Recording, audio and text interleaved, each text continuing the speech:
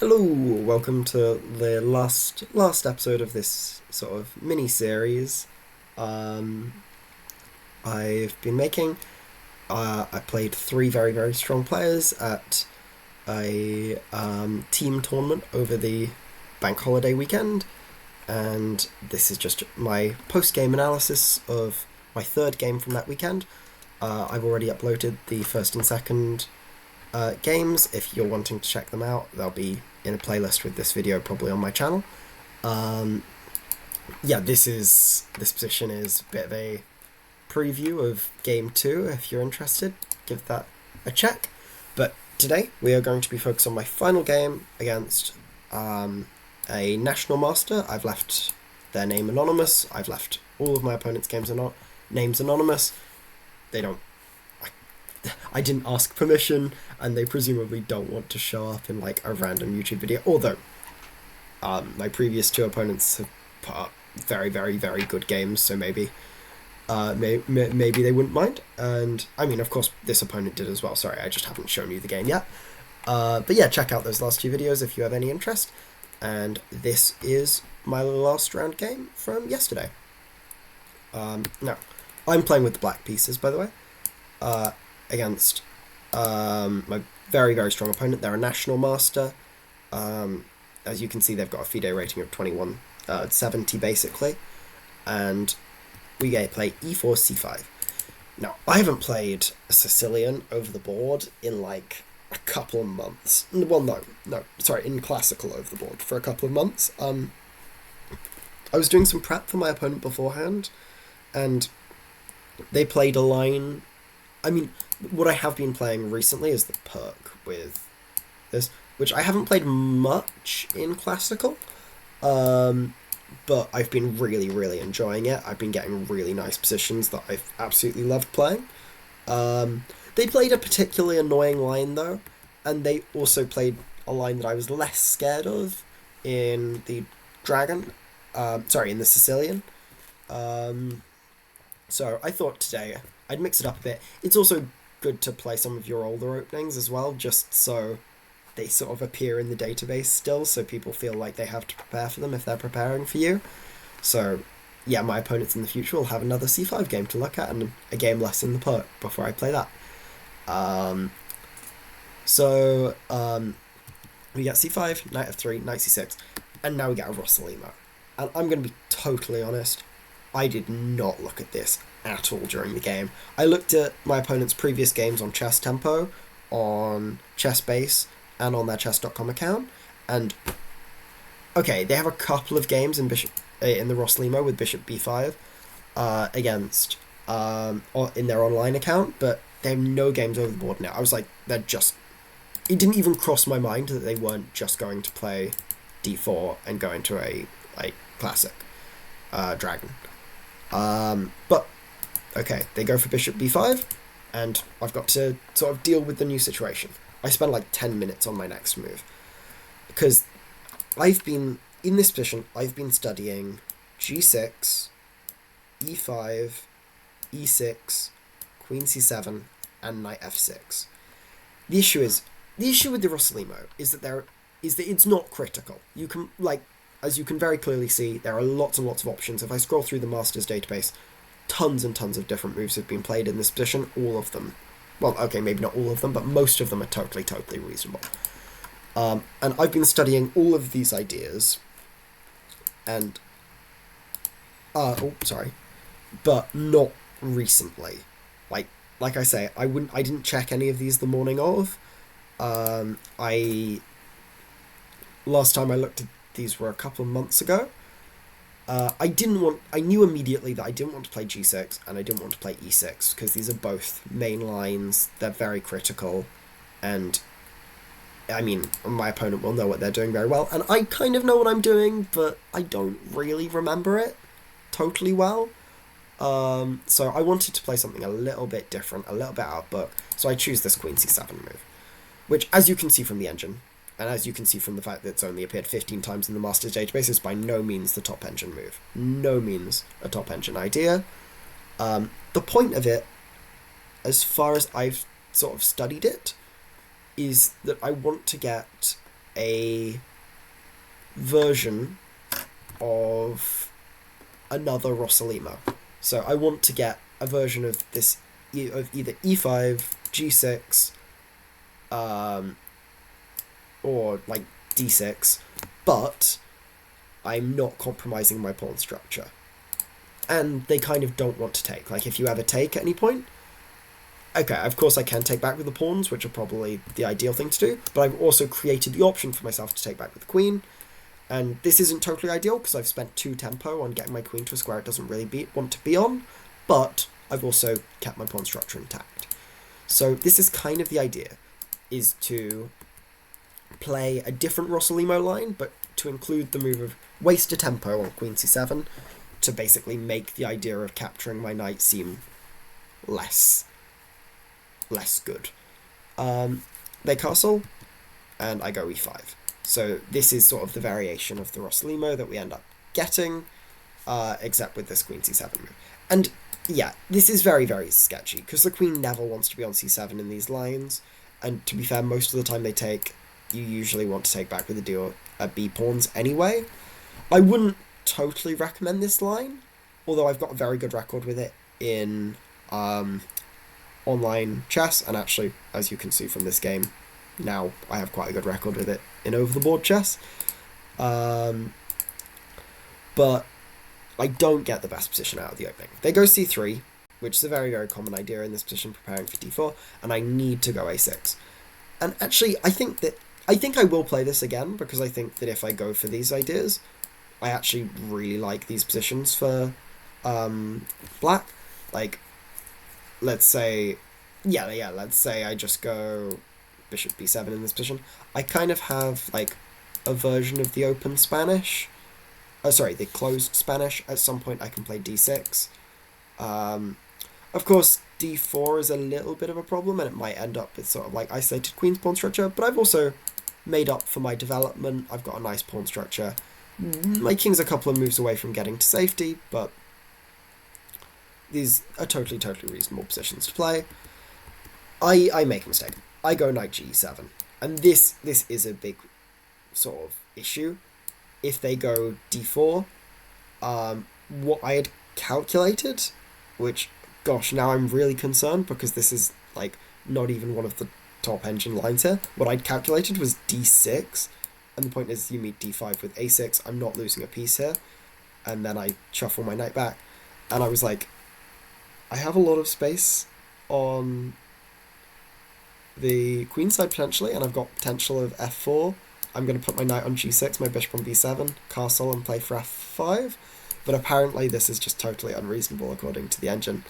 So, okay, good to know for future reference.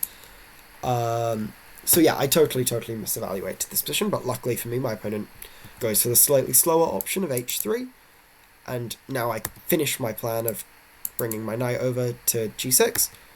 They go d4, and I bring my... and I finally play this a6 move. They bring their bishop back, and I bring my bishop back to e7. Yeah, again, you can see that this is worse according to the engine, but actually, I don't think this is as bad as the engine is making out, because the thing is, a lot of the time, they're going to have to close down the position, and the engine absolutely loves playing with all this space and uses it totally accurately and effectively. But the thing is, I'm going to get some kind of version of a King's Indian. But because I've already included c5, it's kind of a little slower for white's play on the queen side to arrive, and everything's covered a little bit more. So if they play this totally 100% accurately, then of course my position is worse. But if they don't, and as we see what happens in the game, they play it a little bit slowly. They play it a little bit too slowly with this a3 move. And yeah, but to claim much of an advantage, you have to take, which I activate my bishop, and I actually don't think that position is wholly uncomfortable, and my opponent clearly evaluated it the same way. But now they've allowed f4, and now I've achieved basically a King's Indian structure, but like I said, their ideas are just a little bit slower because I've already got a pawn on c5, and my queen side is just very, very robust in this particular line. So They do go for b. No, sorry, they go bishop d2, and I start bringing my pieces round to the king side where I've got more space, and now they have to go for this b4 idea. I go h6 because I want to play knight f6, and I don't necessarily want to allow their knight into the position. Of course, at some point as well, I want that to support the g5 move, so h6 has multiple sort of ideas. They bring their rook across, just trying to solidify everything, and I play b6, yet again, just trying to solidify everything as well. Now, they bring their queen out. I think, well, it becomes very clear that the idea of this is to jump in and try and trade queens, but I can just keep developing my pieces. They jump their queen in. Now, if I take, that is a big, big, big mistake, because the issue is that I have no good moves. Yeah, bishop d8 was what I was considering here, and basically the trade is forced. I thought the trade was forced, because this a7 idea is just so strong, and if I take, then my position is just... I'm just positionally busted, basically. They have a connected pass pawn on the 6th rank, they're going to trade, they're going to get the open file, my pieces have no space. This is completely busted. I just cannot trade in this position. So, I play bishop, queen to a7, just keeping... I have to keep the rook defended, keeping everything defended. They trade, getting themselves the open file, and they go bishop to d3. They play this position very slowly, but they play it very well, so totally understandable. And now I just go bishop d7, try and kick the queen away, and now they can play their queen to b7. I don't feel in any particular rush to trade, so now I play a very, very funny move, in my opinion, in this position. I play knight back to h8, and the point is that my knight on g6 isn't doing so much, so I just want to get round to a slightly more active square. My opponent doesn't want to trade. You don't want to let me cover both of the files, so they keep on just making slight improvements, bringing their pieces round. You might want to trade off this light square bishop at some point, just because my light square bishop is probably slightly better than their light square bishop, because they're having to cover these pawns. We go knight to f7, just bringing that knight back into the game, supporting g5, potentially kicking away the queen in the future, keeping an eye on this d6 pawn. This knight on f7 actually ends up becoming a very, very useful piece in a lot of different ways. We get knight to a4, trying to bring the knight into the position, and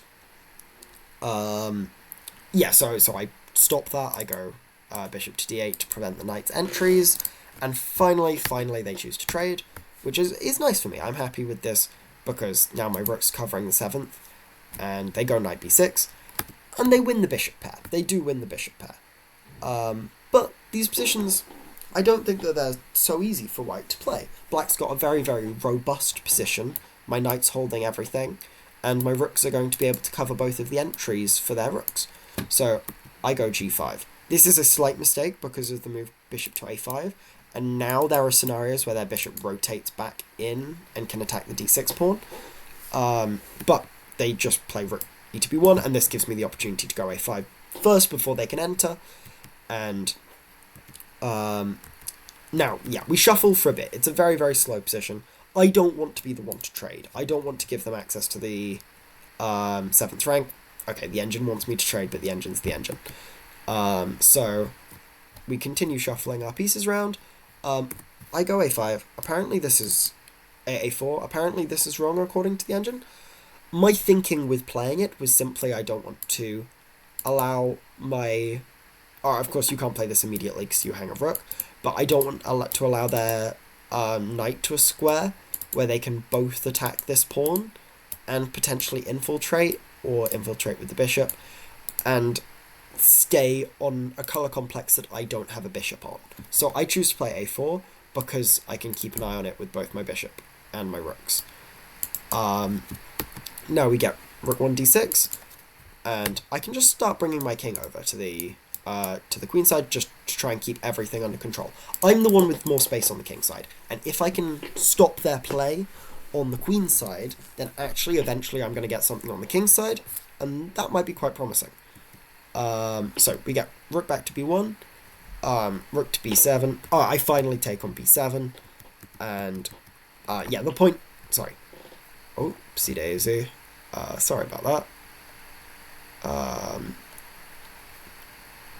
Sorry guys, ignore me. Yeah, I finally take on b7, the point being that now my king is in time to keep the entire 7th rank covered. Now we just keep shuffling for a bit. I force their rook out of the position, and we go h5. Trying to create some play. I've dealt with their attacks and their threats on the king side, so it's my turn, basically. I get to start throwing my pieces forward, and yeah, f3. And this is actually a mistake. I have the opportunity to go g4. As you can see, I've not got huge amounts of time. And of course, if you're a blitz or rapid player, this seems like ages. But if I want to play a big pawn break like f4, I want lots of time to evaluate it. And because this is such a slow position, I'm in no particular rush to, be anywhere, do anything. So I choose to just shuffle. I bring my knight back just to keep an eye on this d6 square, and if they enter with their knight, then I'll probably try and trade it off. So that was the idea of this move, but it allows h4, which removes my g4 threat idea. I thought f3 was a mistake, because it allowed g4 at some point to come with sort of an idea, but I did miss that it was a one-move idea, because otherwise they had h4, and that completely ends my play. But I take, and actually for the first time in the game, I'm up a pawn. Not for long. They go king f2. I bring my knight back round, because I want to keep this pawn covered. They bring their rook round. I defend it. And yeah, the point is, if they want to pick up the pawn back, which they do, they have to give up their dark square bishop. And now I feel a lot safer. All of my pawns are on dark squares, and all of their pawns are on light squares. Because I've got my light square bishop, and they've got a light square bishop, their light square bishop is blocked in by all of their pawns on light squares, while my light square bishop can take advantage of them as targets, or try to at some point. The issue is, I do also have this weakness on h5. So, even though I can kind of target these pawns, in some way, it's useful, but actually, I've got this h5 weakness, and I've got this a4 weakness, so it's kind of hard to take advantage of this. Now, to sort of understand what happens next, you need to sort of understand the match situation, the team situation. So, my team has, at this point, we've won one game, and we've drawn, I believe, 3 games? Yes, 3 games, and there are 4 games still going. On board 1, I think we're slightly worse, but it should be a draw. On board 2, I'm board 2. On board 3, I think we are slightly better, but probably should be a draw. So out of those 2 games, I was expecting us to get probably half points, probably 1 out of the 2 points. And then on board 8, which was the other board still going, we were much, much, much better. And keep in mind, we were a point up in the match at this point as well. So I thought, given the match situation, given the fact that I have the black pieces, I'm against a much higher rated player, and actually, objectively, the position is a draw. There's not much with the black pieces that I can continue to play for. If white wants the draw, they can just basically claim it by shuffling their pieces around. There's not much the black can do. So, with the match situation, I'm happy with the draw, and with the position on the board, I don't have much choice other than to take the draw. So we shuffle our pieces. We shuffle, we shuffle, we shuffle, and we start repeating as well. We get rook, knight back to e2, and knight back to c3, and eventually my opponent looks at the match situation as well and decides they need to play on. They're the higher rated player, they're with the white pieces, and the match situation at that point, I think, was struggling. I was expecting us to probably score 2 out of the 3 points from the other games, and we were already up a point in the entire match. So I thought that match-wise we were doing very well, so that my opponent clearly agreed and decided that they needed to play on. So they keep asking questions. Oh yes, and here. So I'm not gonna lie. I do blunder in this position. I mean, it's not a blunder. But basically, for ages and ages and ages, throughout all of this shuffling, at any point, they can take on a4. Yeah, let's just go back to, like, here. Let's go back. Actually, to be fair, I think I keep it defended. But, yeah, if I didn't, let's just say I come here. At no point can they take this. I mean, they can, because this is still a draw, but there is no good reason to do this. Like, oh, sorry, is it knight takes? Sorry, it's bishop takes that's still playable. But, yeah, this is all very, very, very risky. Because... Wait, what? I can play knight takes? Oh, yeah. No, sorry. Yes, of course I can. Because I win the pawn back, and then my rook is much more active, and my pawns are more far advanced, and their piece is less active. My rook's already infiltrated these positions. Looks very, very uncomfortable.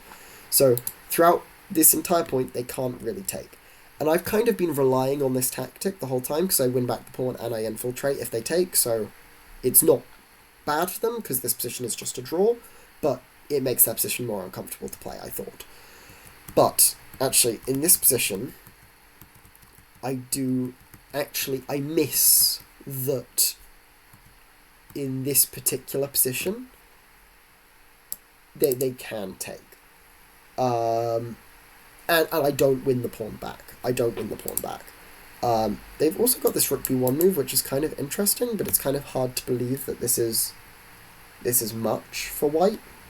I assume that after takes and takes, I can bring my king up in time to keep this defended, and everything's defended, and I think I'm probably okay. Yeah, look, the engine's kind of changing its mind on rook b1. But, yeah, so they choose to take, which makes a lot more sense practically, because they're actually picking up a concrete pawn. But, at the same time, I was looking at this line, and I was thinking, I still infiltrate. And I get a lot of counterplay. So yeah, I go rook to b3, and the point is that, knight to c3. Oh, sorry, I was expecting knight c3, actually. Knight c3, I take on a3. I can't take on a3 because they've got knight b5, and they just pick up my rook and they win the game.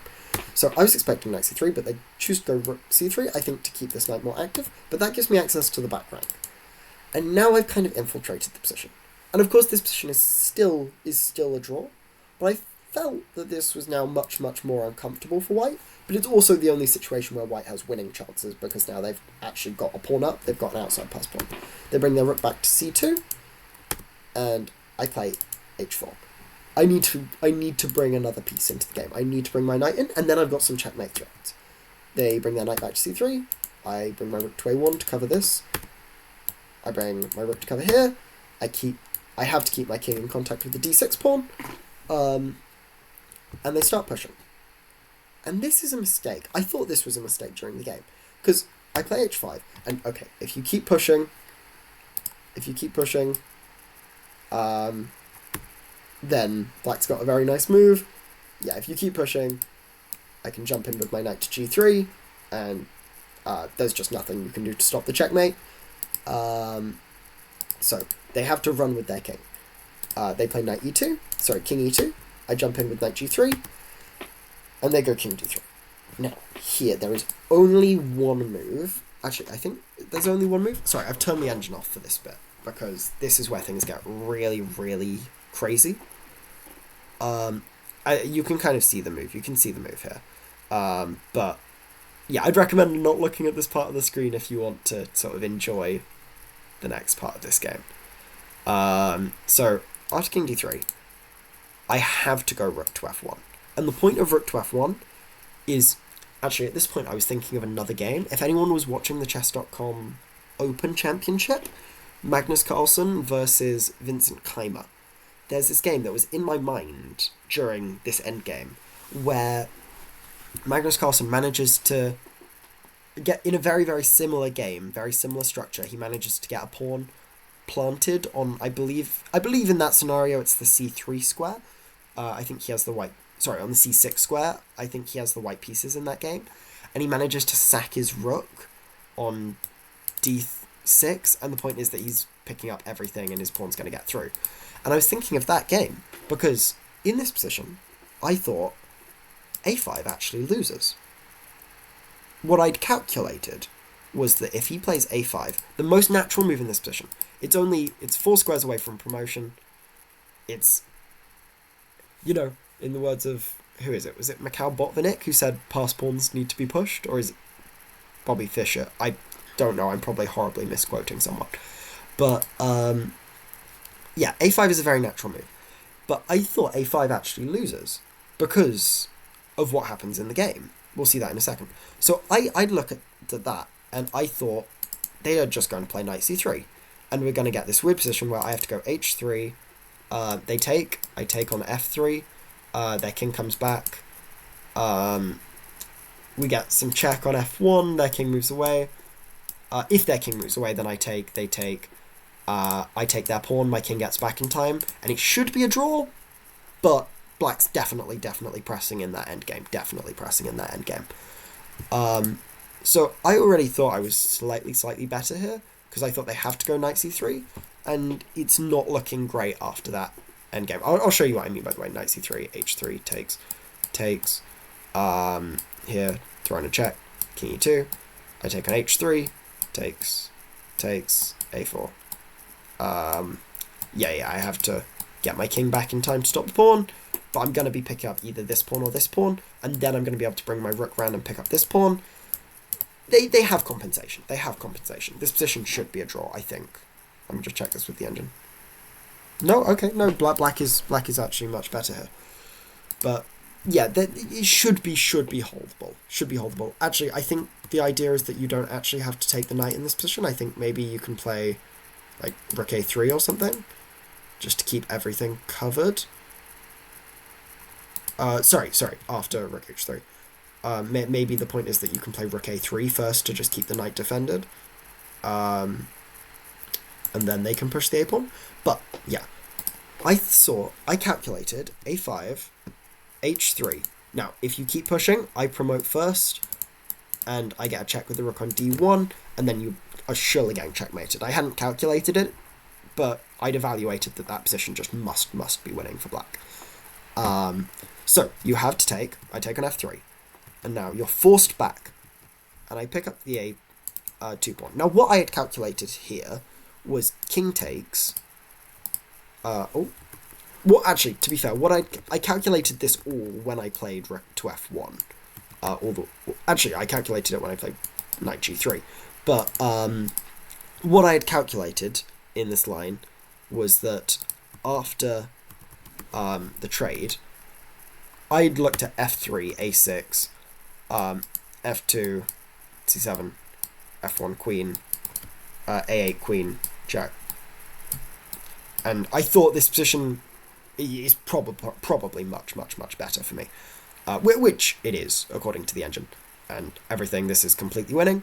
But I actually realised at this point, after a6, I don't have to even let them promote. Of course, my king's in the square.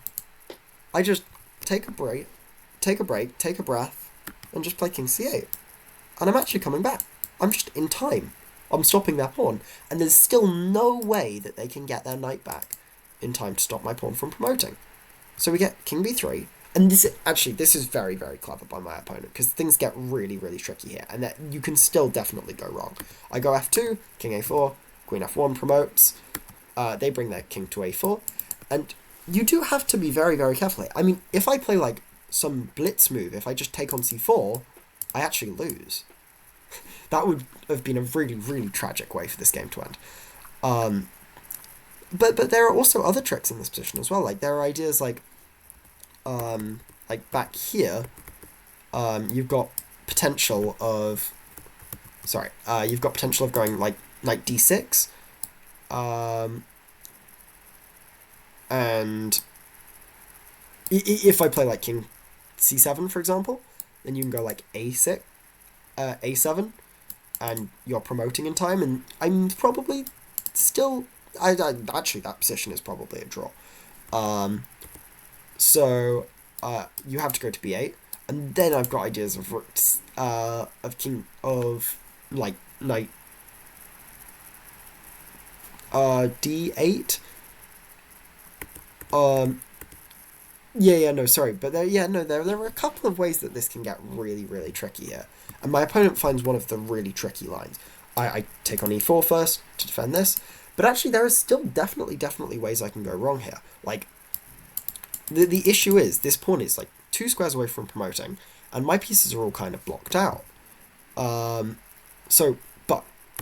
Unfortunately, I am just able to pick up the c4 pawn and the d5 pawn, and that just covers the promotion square, and at this point, my opponent flags. They run out of time. Actually, no, sorry. They play h4. Sorry. h4 is just part of us resetting the pieces.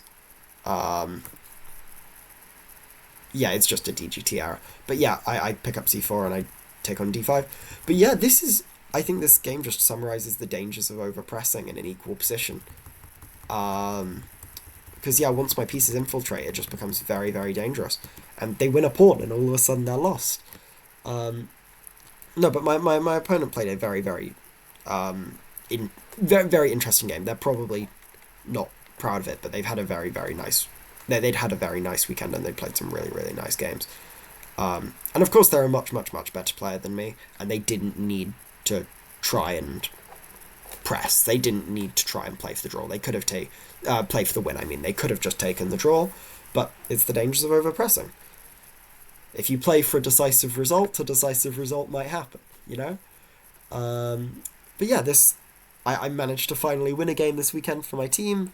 Our team ended up drawing this match because we ended up not being able to convert a couple of the drawn and the better positions. But no, huge thanks to my team. Thanks for letting me play. And I had a really fun weekend. And a draw is still a good result against their team. They were another very strong team.